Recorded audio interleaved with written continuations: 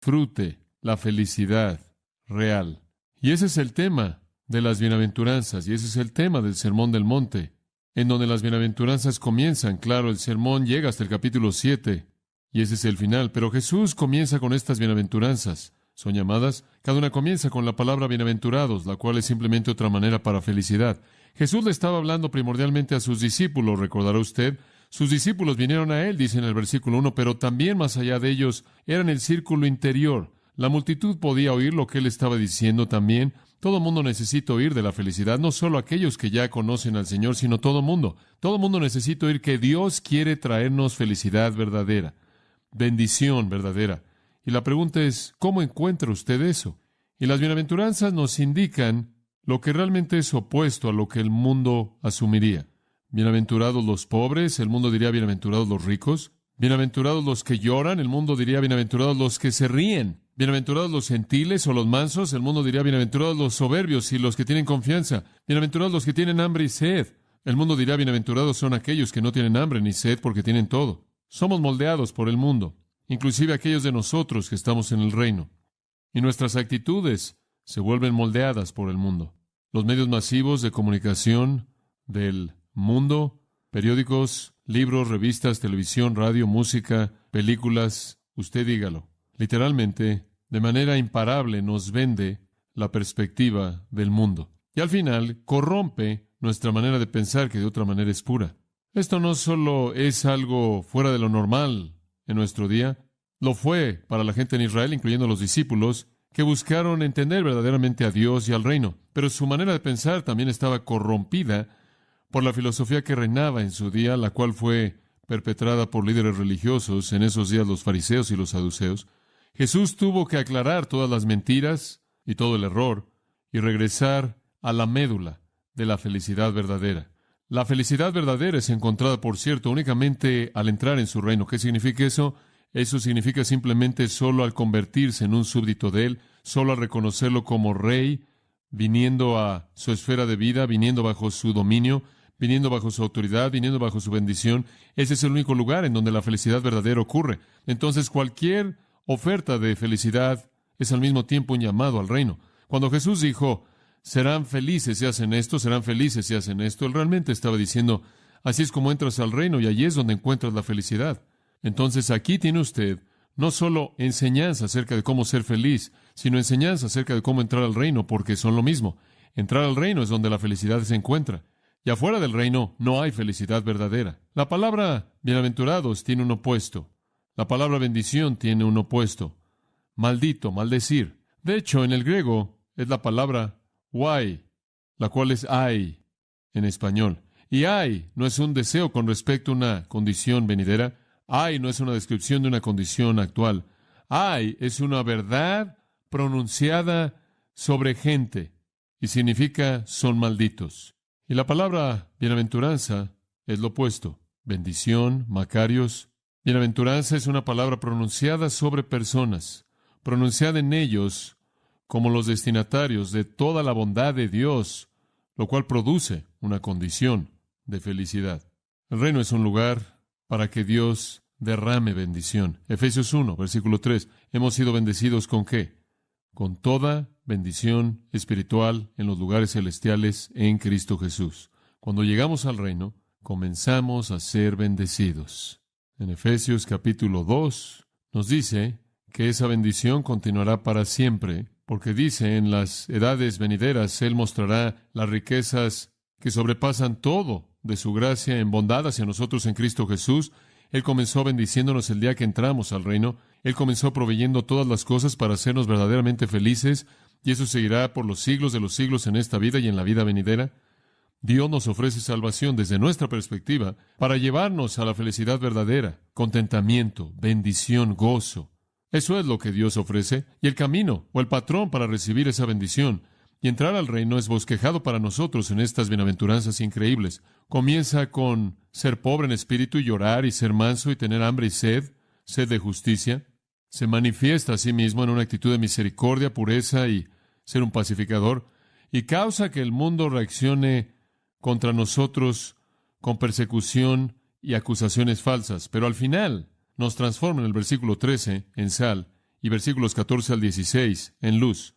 Este es el flujo de las bienaventuranzas. El primer paso al entrar al reino, el primer paso para la felicidad es ser pobre en espíritu, reconociendo su pobreza espiritual. La segunda es llorar por ella. La tercera es humildemente caer postrado ante la gloria de Dios en su condición. La cuarta es entonces rogar por una justicia que usted no tiene y tiene hambre de ella. Eso comienza entonces a manifestarse a sí mismo en una actitud de misericordia hacia otros, en una búsqueda de pureza y de buscar la paz en su propia vida y crea hostilidad en el mundo. Ese es el flujo de las bienaventuranzas.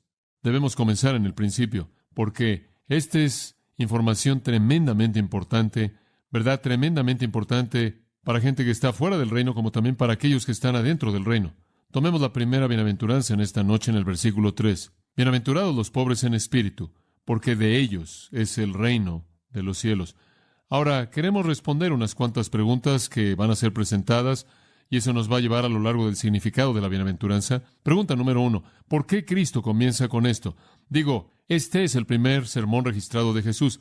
Así es como Él inaugura la enseñanza que desarrolla a lo largo del Nuevo Testamento. Comienza con estas primeras cosas y esta primera afirmación: bienaventurados los pobres en espíritu, porque de ellos es el reino de los cielos. Esta es la primera instrucción real que Jesús dio en el Nuevo Testamento, el primer evangelio, el evangelio de Mateo, primer sermón registrado de Jesús, primera afirmación: bienaventurados los pobres en espíritu, porque de ellos es el reino de los cielos. Y es apropiado preguntar por qué comienza Él aquí.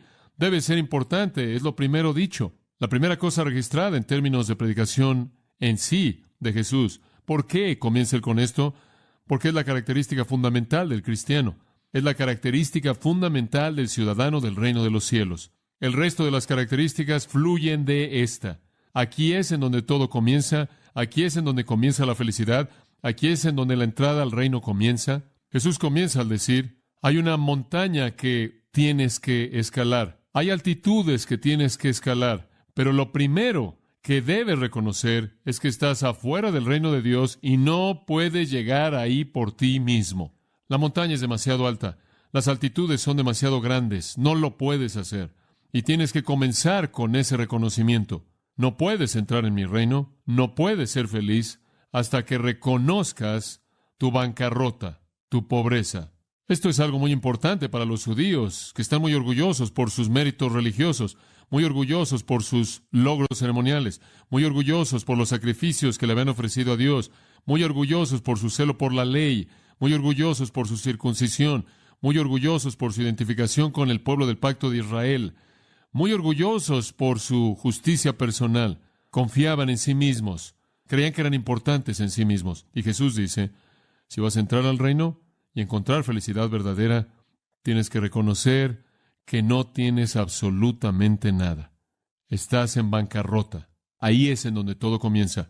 Pobreza de espíritu es el cimiento del resto de las gracias. Pobreza de espíritu es en donde todo comienza. Más vale que usted espere fruto que crezca sin un árbol, así como usted esperaría que las otras gracias crezcan sin esta. Nada sucede hasta que esto sucede.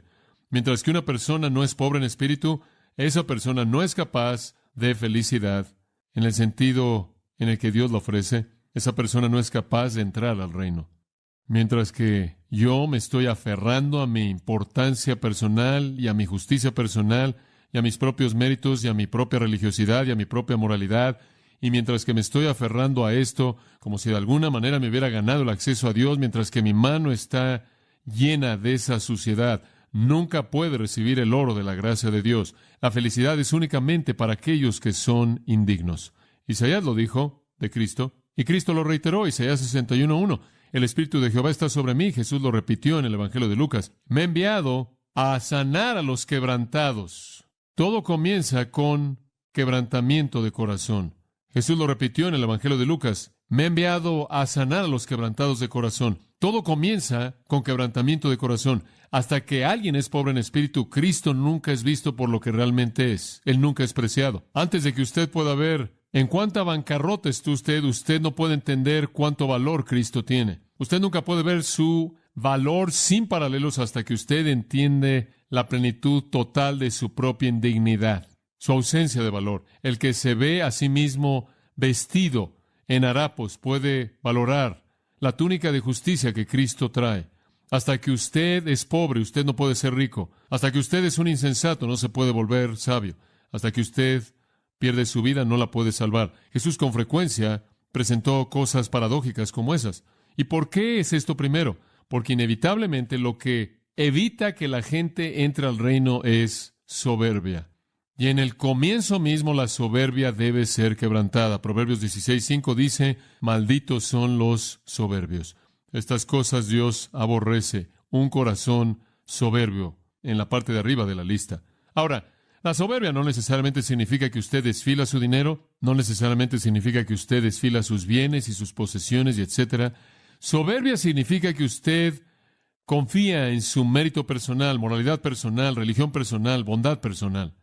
Usted no está dispuesto a reconocer el hecho de que lo mejor que usted puede hacer son trapos de inmundicia.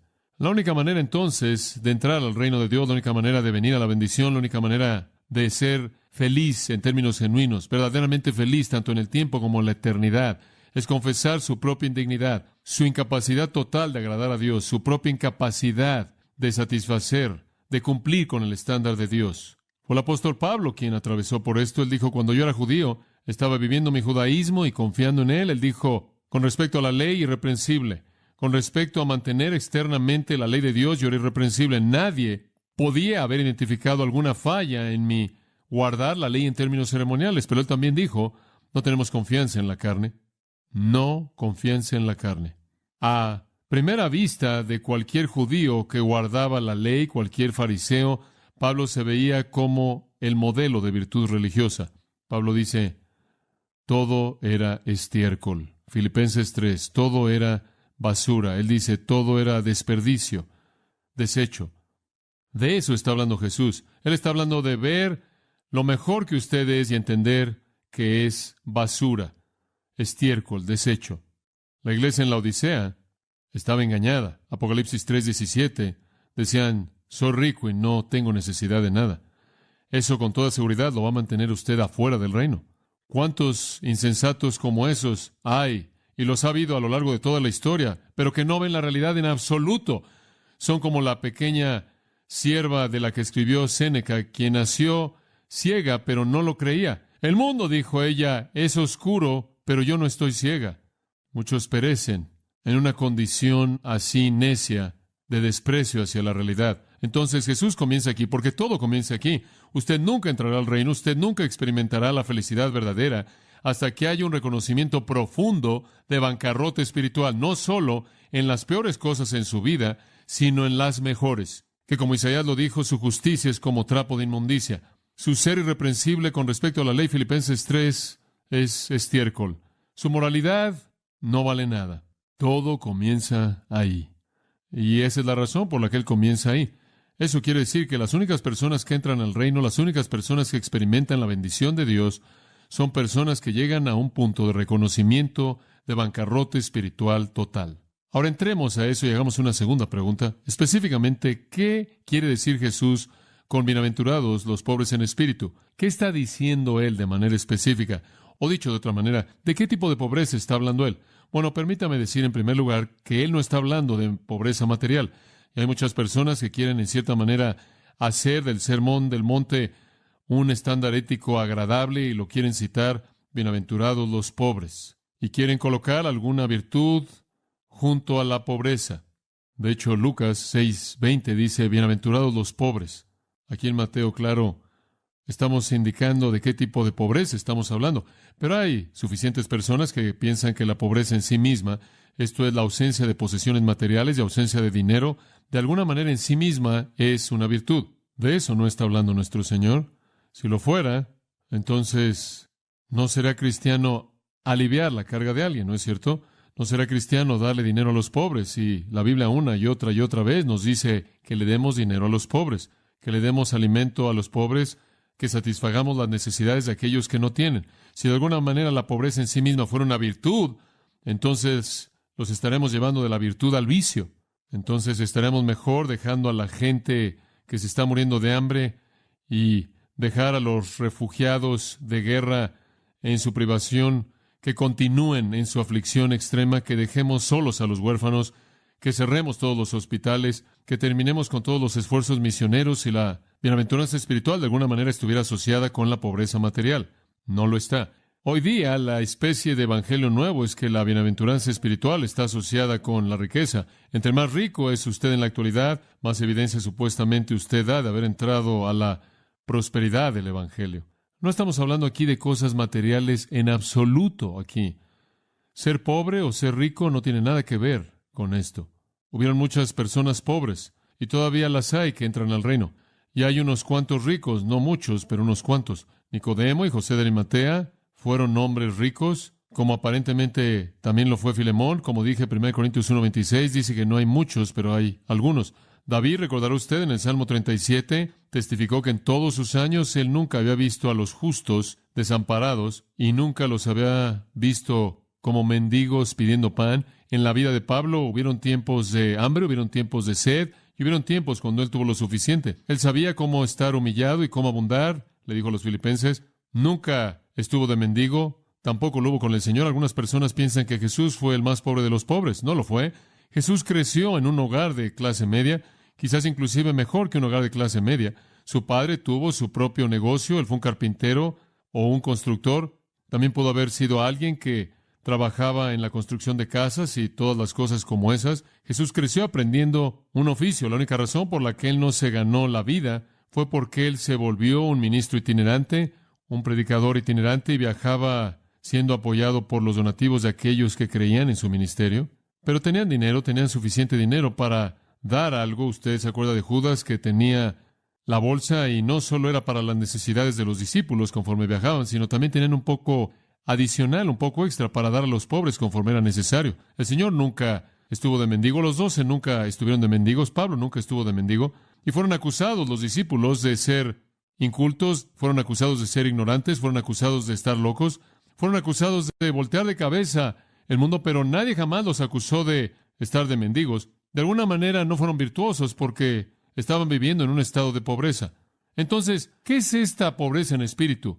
Es el término griego tokos, y viene del verbo toso. Tokos significa acobardarse y encogerse como un mendigo. Tiene la idea de encogerse de algo de alguien. Conlleva la idea clásica de pedir como mendigo a partir de la vergüenza. No está hablando de un hombre aquí que es un preso.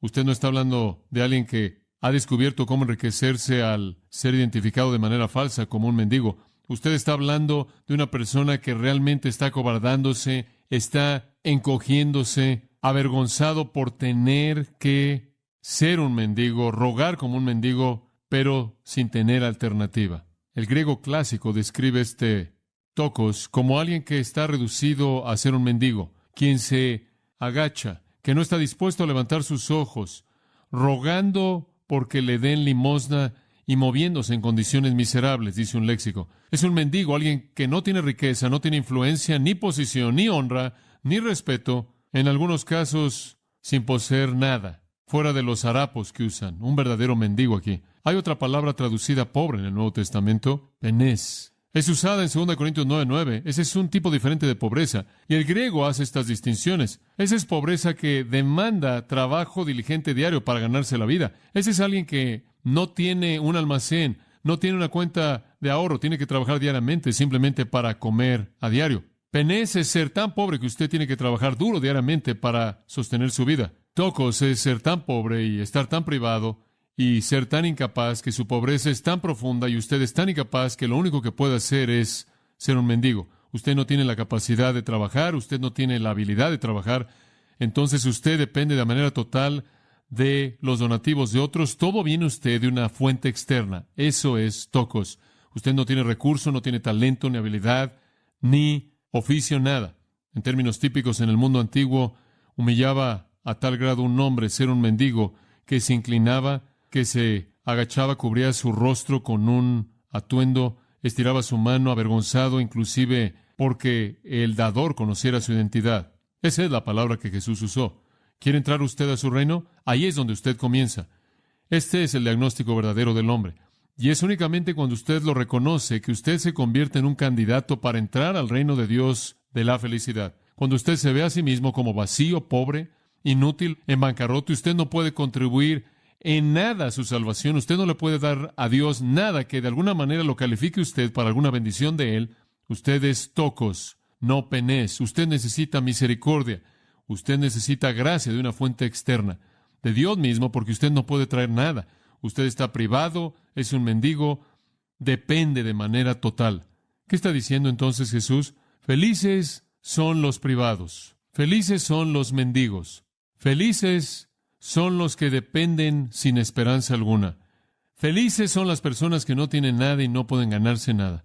Permítame decirle algo. Eso es algo que es impresionante, porque esto simplemente va en contra de todo lo que el mundo asume que es verdad.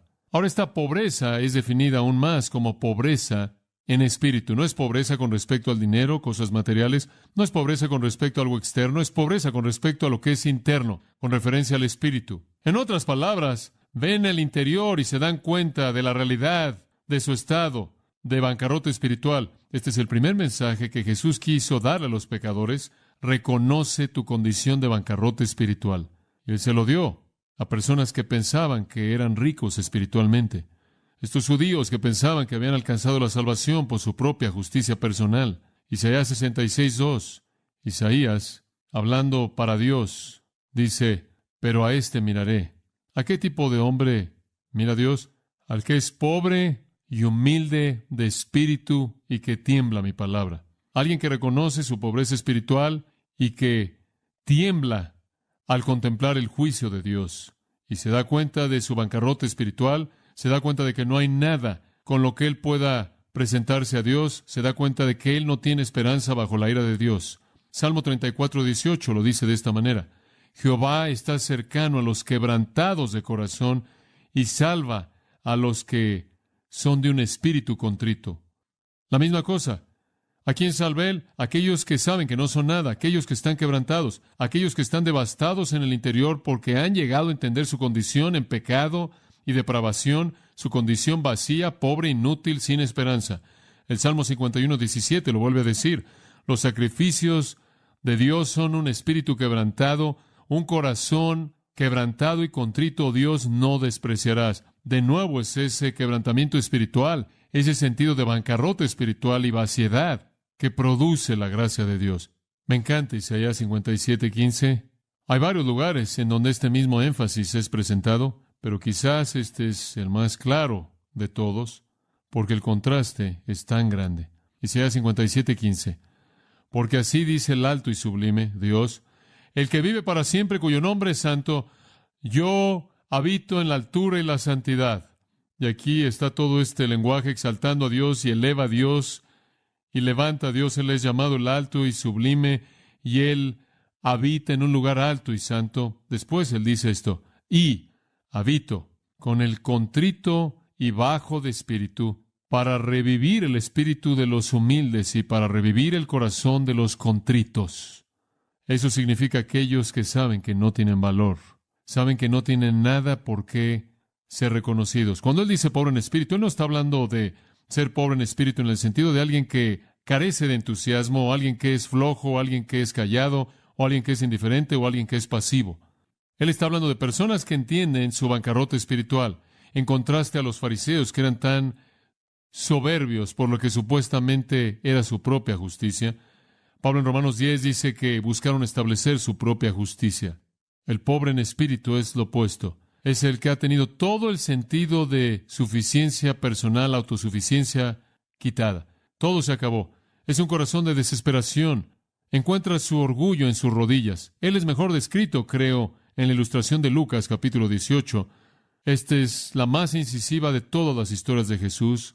Lucas 18, y en el versículo 9, contó esta parábola a ciertas personas que confiaban en sí mismas como justos. Como puede ver, así era, confiaban en sí mismas como justas. Él dijo, 2 hombres subieron al templo a orar, versículo 10. Uno era un fariseo y el otro era un publicano. Y claro, los publicanos eran las personas más despreciadas y odiadas de todos en Israel, porque compraban sus franquicias de impuestos de los invasores opresivos, los romanos, quienes no solo eran el enemigo de Israel, sino aún habían sido vistos como más desagradables porque eran gentiles. Y para ser un publicano en Israel, un recaudador de impuestos, usted tenía que comprar una franquicia de Roma. Entonces usted literalmente se alineaba con Roma para traicionar a su propio pueblo y se convertían literalmente en los odiados. Se convirtieron en los más menospreciados en esa cultura, y entonces vino un templo, un fariseo. Al templo vino un fariseo y un publicano. El fariseo se puso de pie y oraba consigo mismo, diciendo: Dios, te doy gracias porque no soy como los otros hombres, injustos, adúlteros o aun como este publicano. Ayuno 2 veces por semana. Doy diezmos de todo lo que gano. Pero el publicano, estando de lejos, ni siquiera quería alzar sus ojos al cielo. Esa es la actitud de un mendigo. Él ni siquiera levantaba su rostro. Él ni siquiera levantaba sus ojos. Está acobardándose, se agacha, golpea su pecho y dice: Dios, sé propicio a mí, el pecador. Y Jesús, condenando a toda la cultura justa en sí misma, dijo: Os digo que este hombre descendió a su casa justificado antes que el otro, porque todo aquel que se exalta a sí mismo será humillado, y el que se humilla a sí mismo será exaltado. Entonces Jesús está diciendo: bienaventurados los mendigos en espíritu, bienaventurados los que están en bancarrota espiritual, bienaventurados los privados espiritualmente, bienaventurados los pordioseros espirituales, bienaventurados los que se encogen y se acobardan porque no tienen nada que ofrecer. Bienaventurados son aquellos que ante el Dios alto y exaltado y santo reconocen su condición, su estado de bancarrota. Y la pobreza aquí no es una en contra del cual la voluntad se revela, es una bajo la cual la voluntad se postra. Eso es lo que hace que alguien entre al reino. Cuando usted no está tratando de convencerse a sí mismo de que usted realmente está bien, cuando usted no se está rebelando en contra del hecho de que usted sabe que no lo es, sino que cuando usted se somete a su condición y clama a Dios por misericordia. Me temo que este tipo de enseñanza no es muy popular en la iglesia en la actualidad. Tenemos mucho énfasis en celebridades y expertos y superestrellas y ricos y famosos, y se habla mucho del evangelio de la prosperidad, pero la clave para la felicidad real es tristeza. Jacob tuvo que enfrentar su pobreza de espíritu antes de que Dios pudiera usarlo. Recuerde usted, según Génesis 32, él peleó contra Dios toda la noche. Él peleó constantemente. No es una buena selección de enemigos, por cierto. Él peleó con Dios toda la noche hasta que Dios había dislocado su cadera, lo dejó boca arriba. Y cuando ya no pudo pelear porque él tenía una cadera dislocada, él está ahí boca arriba. De hecho, él dice: me rindo, no lo puedo hacer. En Génesis 32:29 la Biblia dice que Dios le dijo: eres bendecido. El texto de hecho dice: y Dios lo bendijo ahí.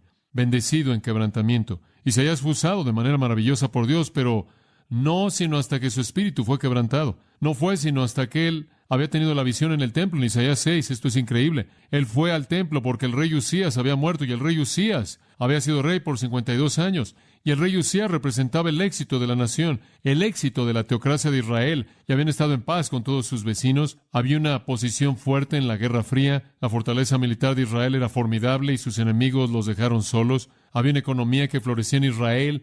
Las cosechas estaban bien en el escenario económico mundial, y todo estaba bien, y había una fachada de religión, y todos iban al templo en el momento apropiado y rendían su adoración externa a Dios y atravesaban por toda la rutina. Pero habían semillas terribles de destrucción en la nación, y Dios, mediante el profeta en Isaías capítulo 5, pronunció una sentencia de muerte en Israel. Una sentencia de muerte vino. Y el profeta Isaías quedó impresionado por esta sentencia de muerte que viene en una serie de 6 ayes en el capítulo 5, y entonces fue al templo para revisar con Dios y dijo: ¿qué está pasando? Tú supuestamente debes ser el Dios de este pueblo.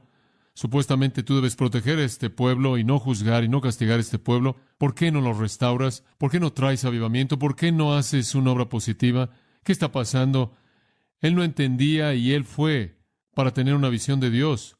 Y ustedes recuerden, la visión de Dios, él estuvo quebrantado. Él fue totalmente despedazado. Él fue despedazado de manera absoluta. Y él dice en el capítulo 6, ay de mí, y él repite la palabra ay, la cual fue usada 6 veces en el capítulo 5 para pronunciar maldiciones sobre Israel, y él literalmente tomó la misma palabra y se maldijo a sí mismo.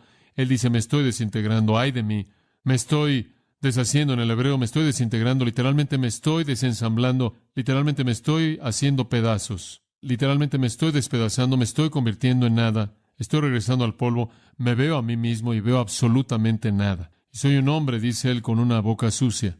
Y así es como él se evaluó a sí mismo. Y después el Señor dijo: ¿a quién enviaré y quién irá por nosotros? Necesito un predicador. Necesito un predicador para que vaya a este pueblo que está bajo juicio.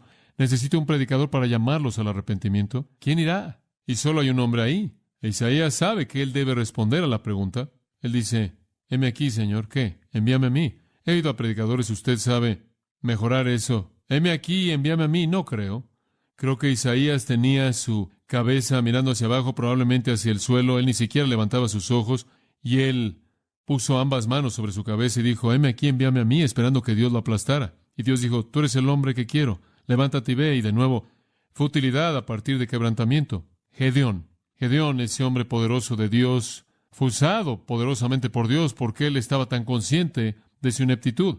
En Jueces 6:15, Jehová, dice él, ¿cómo voy a salvar a Israel? ¿Estás bromeando? ¿Cómo voy a salvar a Israel? ¿Cómo voy a ser el gran líder? Mi familia es pobre en Manasés. No tengo ningún recurso en mi familia. Yo soy el más pequeño en la casa de mi padre. Soy un nadie en una familia de nada. Y el Señor le dijo, me encanta esto, Jehová está contigo, hombre poderoso de valor. Gedeón probablemente estaba pensando que él estaba hablando a alguien que estaba atrás de él.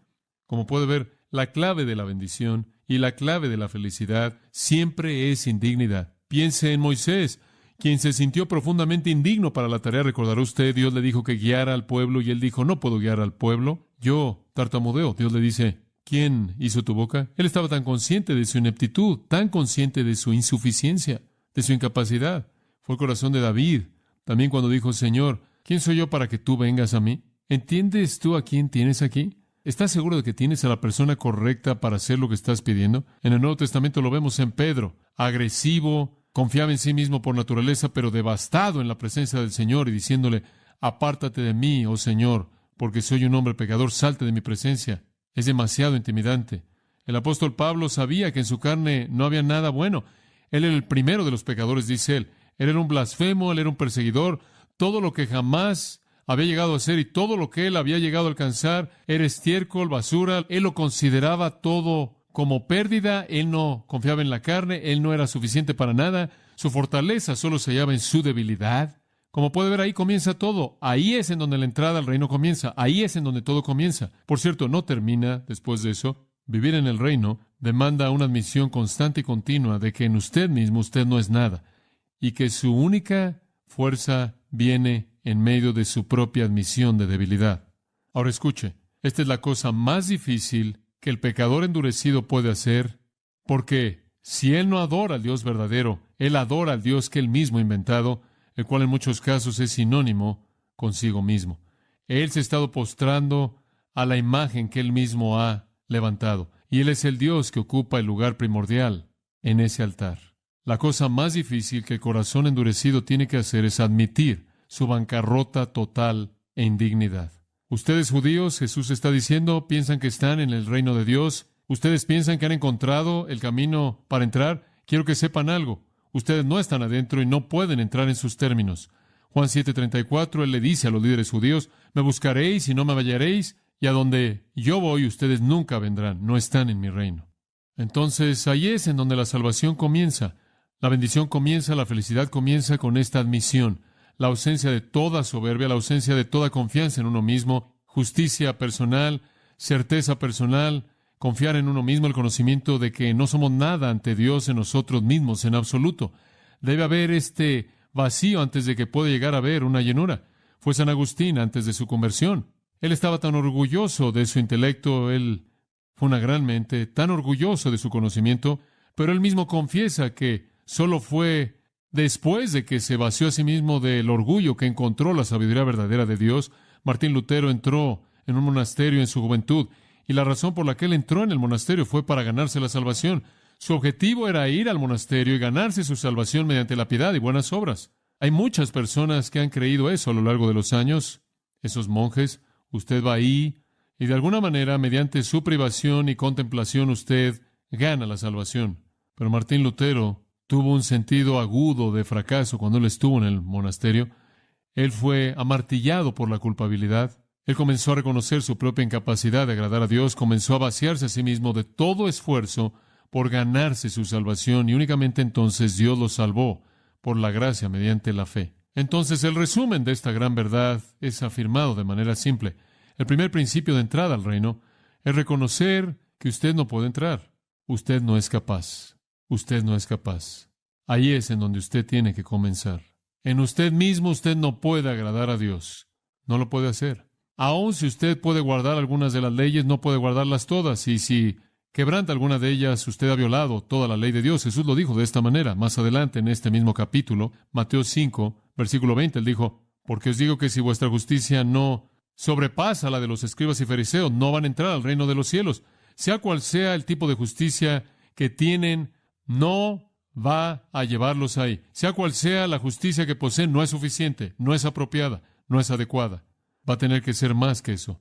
¿Cuán justo necesita ser? Versículo 48 de Mateo 5. Sed pues vosotros perfectos, como vuestro Padre que está en los cielos es perfecto. ¿Conoce usted a alguien que califica? Ese es el punto. Su justicia tiene que exceder a la de los escribas y fariseos. ¿Qué tan lejos? Tiene que ser tan perfecta como Dios es perfecto. Usted tiene que ser tan perfectamente justo como Dios lo es, tan perfectamente santo como Dios lo es, por usted mismo, para que pueda entrar al reino. Nadie califica. Entonces, al comienzo mismo de las bienaventuranzas, al comienzo del Sermón del Monte, al comienzo del Nuevo Testamento, al comienzo de la enseñanza de Jesús, el hecho es establecido de que los estándares de Dios no pueden ser alcanzados, que la entrada al reino no es el resultado de algún tipo de esfuerzo humano. Y hubieron algunas personas en Israel que entendieron el mensaje. Vimos uno en el publicano de Lucas 18. Hubieron más que reconocieron su condición pecaminosa, reconocieron su incapacidad de agradar a Dios, reconocieron su condición, vinieron humildemente confesando su inutilidad, su pecado, clamando a Dios por misericordia. Hubieron otros que rechazaron este mensaje y eventualmente ejecutaron a Jesús porque fue un mensaje tan ofensivo. Pero el patrón no es diferente en ese entonces de lo que es en la actualidad. Hay gente en la actualidad que quieren ganarse la eternidad en base a sus propios méritos, que quieren aferrarse a sus propios méritos religiosa y moralmente. Y hay aquellos, por otro lado, mucho menos, obviamente, que reconocen su condición de bancarrota espiritual total. Siempre ese es el punto. Ese siempre es el punto. Y quiero sugerirle que usted necesita saber esto en su propio corazón y para su propia condición espiritual, y usted necesita saber esto para que usted pueda comunicarlo eficazmente a otras personas. Algunas veces cuando vamos a alguien que no conoce al Señor y descubrimos que no conocen a Cristo, les decimos, bueno, tú sabes, tú solo necesitas pedirle a Jesús que se vuelva tu Salvador y todos tus problemas son resueltos. Usted necesita retroceder de ahí un poco y hablar de depravación y lo que significa. Depravación no significa que todo el mundo es tan malo como puede ser. Depravación no significa que todo el mundo es tan impío como pecador como cualquier pecador puede ser. Ese no es el caso. Hay grados de impiedad. Lo que depravación significa es que todo mundo es incapaz de alcanzar la salvación. Eso es lo que la depravación significa. Significa, por las obras de la ley y las obras de la carne, nadie va a ser justificado delante de Dios. Romanos 3, 19 y 20. Eso es lo que él quiere decir cuando él dice pobre en espíritu. Clamar a partir de pobreza y el reconocimiento de uno de que no hay nada de valor en la vida de uno que pudiera causar que Dios concediera salvación. La tercera pregunta que surge al entender esta bienaventuranza maravillosa es, ¿cuál es el resultado de esta actitud? Él lo dice en el versículo 3, de ellos es el reino de los cielos. ¡Qué gran tema es este! ¡Qué gran tema! De ellos es el reino de los cielos. De ellos está en el griego en el sentido de ellos únicamente y de nadie más, aislando a todos los demás que se acercan a Dios, excepto por aquellos que tienen un corazón de mendigo. De ellos es el reino de los cielos, de ellos es, no será, de ellos es. Entonces, sea lo que sea, es presente aquí y ahora. Esta no es una realidad futura milenaria.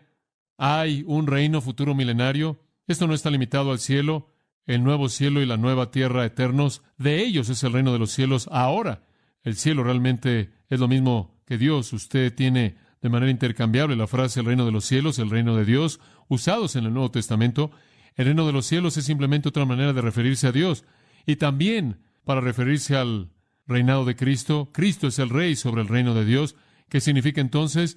De ellos es el reino de los cielos. Significa que usted entra al reino y usted hereda todas sus bendiciones conforme usted viene al gobierno de Dios mediado a través del Señor Jesucristo. Sí, tiene un aspecto terrenal milenario. Usted estará ahí en el reino glorioso milenario de 1000 años del que habla Apocalipsis 20. Y claro, tiene un aspecto eterno en los nuevos cielos y en la nueva tierra, presentados para nosotros de manera tan magnífica en Apocalipsis 21 y 22. pero también tiene un aspecto actual, un aspecto presente. Ustedes entraron al reino, es de ustedes ahora, y somos bendecidos con toda bendición espiritual en los lugares celestiales en Cristo Jesús ahora. Apocalipsis 1 nos dice, Apocalipsis 5 lo repite, ahora nos hemos convertido en un reino, ahora sacerdotes de Dios, somos los vencedores por cuya fe vencemos, y Apocalipsis 3:21 dice que estamos sentados con Él en su trono. Tenemos bendición del reino ahora. ¿Qué significa eso? Tenemos gracia del reino, tenemos misericordia del reino, tenemos paz del reino, tenemos gozo del reino, tenemos sabiduría del reino, porque somos súbditos del rey, tenemos soberanía del reino. Esto es, el rey soberano cuida de sus súbditos. Tenemos consuelo del reino para tiempos de tristeza. Tenemos sabiduría del reino concedida a nosotros a través del manual del reino, el cual es la palabra del Dios vivo. Todas las bendiciones espirituales son nuestras: amor, gozo, paz, paciencia, benignidad, bondad, fe, mansedumbre. Todo el fruto del Espíritu constituye bendiciones del reino, la promesa de glorificación, la promesa de santificación hasta que alcancemos la glorificación, la promesa de que todo va a operar en conjunto para nuestro bien, porque somos súbditos del Rey. Todo lo que es nuestro en Cristo constituye bendición del reino. Esa es la razón por la que cuando originalmente escribí el libro de las bienaventuranzas, lo titulé Bendición del reino aquí y ahora. Muchas personas que estudian las bienaventuranzas han llegado a la conclusión, realmente creo que es un error terrible que cometer, pero han llegado a la conclusión de que esto es algo tan difícil, este es lenguaje tan duro, que debe referirse a algún futuro. Y hay muchas personas que lo colocan en el reino milenario. Ahí es en donde la gente va a tener que tener pobreza en espíritu y llorar y todo lo demás, que aquí en la época de la gracia no necesitamos hacer eso. Lo único que necesita hacer es creer en Jesús y todo está bien. Usted no necesita preocuparse demasiado con su propia condición espiritual y todo eso. Esto realmente es demasiado que pedir. Esto en cierta manera es opuesto, es contrario a la fe simple y a la gracia. Y quieren empujar esto al reino milenario y hacerlo irrelevante para el día de hoy. Nada podría estar más lejano de la verdad. Ciertamente entramos al reino en la actualidad y hemos sido bendecidos con toda bendición espiritual, y el reino de Dios, Jesús dijo, está dentro de vosotros, está aquí. Es en este momento, porque ustedes son los destinatarios de todas las bendiciones del reino en Cristo. Esta es la razón por la que usted es feliz. Esta es la razón por la que podemos decir felices son los pobres en espíritu. ¿Por qué? Porque acaban de entrar al reino y acaban de heredar todo. Le voy a prometer esto. Usted puede alterar mi felicidad superficial, pero usted no puede tocar mi contentamiento profundo, porque todo lo que importa eternamente está establecido, ¿no es cierto? Yo estoy en el reino y tengo paz del reino, tengo gracia del reino, tengo misericordia del reino, tengo poder del reino, tengo verdad del reino. Digo, lo tengo todo. Todo lo que realmente importa es imposible de atacar, intocable, porque estoy en el reino y el rey cuida de mí. No solo soy el súbdito del rey, yo soy el hijo del rey, hijo del rey. Y a partir del tesoro vasto de los recursos del rey, Él cuida de mí y Él cuida de usted, porque estamos en su reino. Pero nadie entró hasta que reconocieron su bancarrota espiritual. ¿Usted se acuerda del joven rico que vino a Jesús? Él dice, ¿qué hago para obtener la vida eterna? Esa es una buena pregunta, esa es una pregunta correcta. Y él era un hombre bastante importante, según Mateo 19, él era un líder, lo cual probablemente significaba en Israel que no habían muchas opciones diferentes para lo que un líder podía liderar. Él probablemente era el líder de una sinagoga, lo cual significaba que él había sido el líder elegido de su sinagoga, lo cual significaba que él básicamente había sido evaluado como el hombre más religioso en el lugar. Él era joven, lo cual es aún más sorprendente, que él hubiera alcanzado ese tipo de respeto espiritualmente para ser escogido como el líder de la sinagoga. Pero él tuvo la suficiente honestidad como para decir, sé que soy un líder en la sinagoga y estoy muy involucrado en actividades religiosas, pero yo no tengo la confianza de que tengo la vida eterna. Estoy preocupado por mi futuro. No sé lo que va a pasar después de que muera. No estoy seguro de que realmente estoy conectado a Dios. No estoy seguro de que realmente soy un súbdito del rey. No estoy seguro de que estoy en el reino. ¿Qué necesito hacer para entrar? No hay nada de malo con la pregunta. Y Jesús le dijo, bueno, comencemos aquí. ¿Guarda la ley? Esa es una buena manera de entrar. Nadie lo puede hacer, pero es una buena manera, hipotéticamente. Simplemente guarda la ley. ¿Qué hay acerca de? Y él le da 6 ilustraciones de los 10 mandamientos. Oh, dice él, he guardado todos esos. He guardado todos esos. ¿Adivina qué? Fin de la discusión. Fin de la discusión, nada más que decir. Jesús le dice, bueno, mira, hay otro. Hay otro estándar que me gustaría al que te ajustaras. Vende todo lo que tienes, toma todo el dinero y dalo a los pobres. El hombre se dio la vuelta y se fue perdido y condenado. ¿Por qué? No porque no hizo la pregunta correcta, Pero habían dos cosas que él no quería hacer. Una era reconocer su bancarrota espiritual y que él, de manera sistemática y continua e interminable, había violado la ley de Dios. Y la otra fue, él no estaba dispuesto a seguir a Cristo. Cristo le dio un mandato simple. Él le dijo, no hay manera en la que voy a hacer eso, lo cual indicaba que no había sentido de lealtad y sumisión a Jesús como Señor, ni había ningún reconocimiento de pecado. Él está fuera del reino y él no puede entrar porque él no quiere volverse pobre en espíritu. Y él se fue tan perdido como cuando él se apareció. Supongo que alguien podrá decir, bueno, ¿sabes una cosa? Jesús realmente nunca debería haber perdido a ese hombre. Lo único que le pudo haber dicho, lo único que tenía que haberle dicho es, repite una oración, levanta tu mano, camina por un pasillo, lo que sea. Pero no, Jesús. Jesús quería llegar al asunto real. No entras a mi reino sin reconocer tu condición pecaminosa, sin esperanza, inútil. Y cuando él no la quiso admitir, no había nada más que decir. Quizás puedo tan solo presentar una última pregunta. ¿Cómo es que uno se vuelve pobre en espíritu? ¿Cómo es que usted llega a ese lugar? Yo diría en primer lugar, y este es el mejor lugar en donde comenzar, compárese a sí mismo con Dios, deje de compararse con otras personas. ¿Es usted tan santo como Dios? Si usted no lo es miserable. 1 Pedro 1:16, sed santo como yo soy santo. ¿Es usted tan santo como Dios? Mateo 5:48, sed pues vosotros perfectos, como vuestro Padre que está en los cielos es perfecto. ¿Es usted perfecto? Si usted no conoce la respuesta a eso, entonces comienza a leer acerca de Dios, lea la palabra de Dios, enfrente su persona en sus páginas. Ve a Dios. Y si usted realmente quiere ver a Dios con claridad, vea al Dios encarnado, vea a Jesucristo. Entre más ve usted a Dios, entre más conoce usted quién es Dios, entre más conoce usted los atributos de Dios, entre más conoce usted la santidad perfecta de Dios, entre más lo ve de manera visible en Jesucristo, más reconocerá su condición verdadera por contraste. Ve a Dios, no ve a otras personas, compárese a sí mismo con Él. Y cuando usted concluya que usted no es tan santo como Dios, usted habrá concluido la cosa más necesaria. Usted queda corto y usted no puede cubrir la distancia. En segundo lugar, ore. Oiga, los mendigos tienen que pedir, ¿verdad? Cuando usted ha reconocido su condición de mendigo, es momento de pedir. ¿Y qué debe pedir usted? ¿Qué acerca de esto? Señor, sé propicio a mí, un pecador. Así es como la gente fue salva a lo largo del Antiguo Testamento en su totalidad. Probablemente la ilustración más vívida de una conversión del Antiguo Testamento es el pasaje de Lucas 18 que leí. Cristo no había muerto, claro, cuando Él contó esa parábola y Él no había resucitado. Entonces el nuevo pacto no había sido inaugurado de manera oficial y la gente todavía estaba siendo salva de la misma manera en la que siempre lo había sido en el plan de redención maravilloso de Dios. Y era que tenían que llegar a un sentido de bancarrota espiritual. Habían llegado a un quebrantamiento y un corazón contrito. Habían llegado al fin de sí mismos. Sabían que su justicia no podía alcanzar nada y entonces no era nada más que trapos de inmundicia y caían sobre su rostro, se golpeaban el pecho y clamaban, Dios, oh Dios, te he ofendido, he violado tu ley, estoy bajo juicio, lo único por lo que puedo rogar es misericordia, no tengo nada que ofrecer. Me acuerdo orando con un hombre que se estaba muriendo de SIDA aquí en el hospital de Riverside una noche y él había salido del mundo homosexual en el que se había involucrado durante más de 20 años. Él había sido creado en un hogar cristiano y él tenía padres cristianos que habían orado por él todo el tiempo mientras que él estuvo perdido en ese mundo mortal. Y él había sido llevado al hospital porque su SIDA lo estaba llevando rápidamente al fin.